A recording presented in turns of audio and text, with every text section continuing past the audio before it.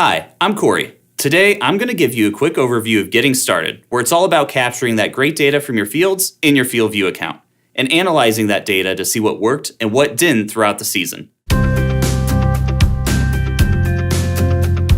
I'm going to show you how to capture planting data, application data, and harvest data. Then, we're going to take a look at our yield analysis tool to see how to analyze your yield results to see if your farming practices paid off. Finally, I'm going to show you how to drop pins and save regions so you can scout your fields more effectively and manage those areas throughout the season to measure the impact your decisions had on yield. Now that you've started, click to watch the next video on planting data capture and be sure to subscribe for even more helpful videos from Climate FieldView.